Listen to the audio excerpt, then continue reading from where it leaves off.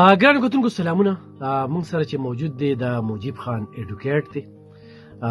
ملک موجب صاحب چې کوم دی د مردان سیمې سره تعلق ساتي. د دوی نه پوښتنه کوو تېره ورځ په صوابۍ کې یوه جلسه وشوله. دغه جلسې ته دوی په کم نظر ګوري؟ صوابۍ کې د ډېر چا نه چې غنم پټی اغوستی و نو هغوی دې وخت کې خفه دي. بل په سټیج باندې چې دا کوم قسم تقریرونه کېږي او یا نن زمونږ په پوج پسې کومې ملنډې کېږي، زمونږ په شهیدانو پسې کومې ملنډې کېږي، نو دا جایز دی او که نه؟ موجب خان په دې به تاسو څه وایې؟ ایوب خان شیرپور صاحب ډېره مننه. سیاسي ګوند سره موږ هم تعلق لرو. موږ سره روایت داسې دي چې د هغې خصمانه هم کوو، څه روایت داسې دي چې د هغې غنده نه کوو.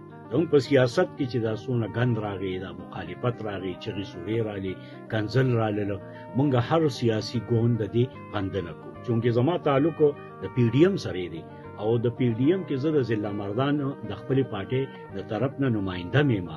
نو موږ نه غواړو داسې چې خپل د قوم لپاره د اساس له اوس په صوابۍ کې چې کومه جلسه وشوه په دې کې وګورو چې شاته په سکرین باندې د چا دوه تصویران لګېدلي.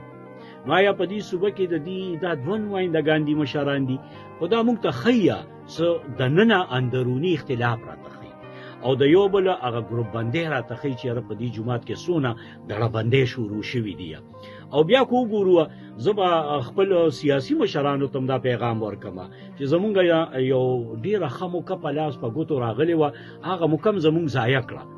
دې جومات د ګوند په مینار پاکستان کې هم درخواست کړی چې موږ په دغې ورځ باندې تاسو اجازت راکړئ. نو که همیشتن موږ وګورو نو زمونږ دا پښتانه وروڼه دا په هر ځای کې دا به ووایو چې پته نه لګي ولې آیا دې ته سیاسي تربیت لا نور هم پکار دی. کو په دغه ورځ په مینار پاکستان کې هم جلسه وه او دلته هم یو جلسه وشوه په غونډه صوبه کې، نو دا به ووایو چې ولې دا یومي سیاه صرف په دې دوو ضلعو کې وه، ولې دا د پاکستان په نورو ضلعو کې نه وه او کولی نه شوه او کولی نه. نو دا چانس ولې مونږ ورنه کړه. خو دا مونږ ورکړی وي تا به لیدلی وي چې مینار پاکستان کې هم د شمېر یو څو کسان وي او دلته په بلې ضلع کې هم د شمار لکه د سند او پنجاب نه خو سکرونه وتل که نه صرف پښتون صرف زما عوام وځي، زمونږ د خلک وځي. نو دا پکار ده چې مونږ یې ټیسټ وکړو که نه. پکار خو دا و چې په هره ضلع کې یو مسیحا ورته وایي نو چې هغه منو کړي، نو پته به ولګي چې د هغې ضلعې څونه خلک تا سره د دې حمایت کوي. یقینا چې د صوابۍ ضلع په دغې سینس کې ناکامترینه جلسه ده او دا موږ ته شو کوي چې په دې کې زمونږ پښتانه اوس دې وخت کې په ذهن کې څه چلیږي. یو کشمکش دی اوس دا د پاکستان طرف ته واړو، پلا طرف ته واړو، ډیولپمنٹ طرف ته واړو. زه خپل ټول سیاسي ګوندونه پی ډي ایم او خپل ادارو ته هم دا درخواست کوم. ادارو ته هم خو لکه یو کال تیر شو که نه، یو کال کې به دوی په دې سټیج باندې یا د صوابۍ خلکو له امسیلان ونه کړ څه ترقي نه ده پکار که نه دا درني او احتجاجونه ده. دې ادارو ته دا درخواست ځکه کومه چې هغوی کم از کم د هغوی غږ اوري. دا سیاسیانو ته پنجاب چې په کومه ترقۍ دی وخت کې روان دی نواز صاحبه ده. نو آیا تاسو په دې یو کال کې زمونږ صوبه ولیده چې څه پراجیکټ او میګا پراجیکټ عوامو ته میلو شو؟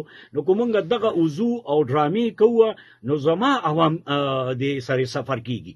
نو موږ دا غواړو چې زمونږ صوبه چې کوم ده په دغه لاین باندې د پنجاب سره برابر ترقي وکړو او دغه عوامو له داسې پراجیکټ دغه کوو چې هغه د پاکستان د پلا دپاره استعمال شي، د پلا استعمال شي او بیس زمونږ د پاکستانیزم مضبوط شي او موږ خپلې باونډرۍ محفوظې کړو، دشمن سره موږ جنګ وکړو. او په دې سیاسي جلسو درنو باندې به زمونږ د صوبې وسایل نه لګي. دا ټولې تاسو ولیدل زمونږ د پنجاب په هره ضلع کې تر د اسلام آباده پورې زمونږ د صوبې مشینري اوس هم ولاړه ده او په هغې زما په خیال واپس بیا او بیا کوم لیدل نو ښکارې ویلیم دي دا څه پټه پناه ایوب خان شیرپور صاحب نه ده چې زما او ستا ګورنمنټ سروینټ هغوی ته کم نوټیفیکیشن کېږي او هغوی ته بای فورس ویلي کېږي چې دا به کوې او بیا ستا مشینري د ټیمیز چې څونه په صوبه کې دي نه پکای چې زما د کلي لارې کوڅو د صفایۍ او د نالو دپاره استعمال شي، د بلډینګ دپاره ډیولپمنټ ده، نو هغه مونږ سیاسي مقاصدو له استعمالو. دا ظلم دی، دا زیاتې دی، د دې تپوس پکار دی. تاسو چې د امن غږ هم یې که نه دلته په پوج پسې خبرې کول بعضې عناصر پکې دا و چې پوج د دې صوبې نه وځي بارډر دې خالی کړي شي. دغه بیانې ته په کوم نظر ګورئ چې په دې ملک کې کریمینل خلک وي، دهشتګر کم راغلي دي، اطراخګر راغلي دي، خارجي عناصر راغلي دي، د هغې جنګ چې کوم دی هغه شکر الحمدلله زموږ ستا پوج کوي هغه زموږ استاد بارډر هم ذمہ دار ده، هغه زموږ استاد د ډیسټریکټ د بارډر هم ذمہ دار ده. او یو واحد داسې فورس په دې ملک کې دی چې مونږ وایو چې هغه په فرنٹ لاین باندې جنگيږي، او نن کو ستا بچي او زما بچي لږ محفوظ دي. نو هغه کې او دا مونږ ولیدل چې په دې ملک کې دهشتګردو خلاف سونه کاروایی شوې دي. نو مونږ د پولیس ډپارټمنټ چې کم په فرنٹ جنگيږي، او مونږ د خپل فوج او د پاک آرمي سره چې هغه په فرنٹ جنگيږي او د شهدا یو تاریخ لري، قرباني ورکړي دي.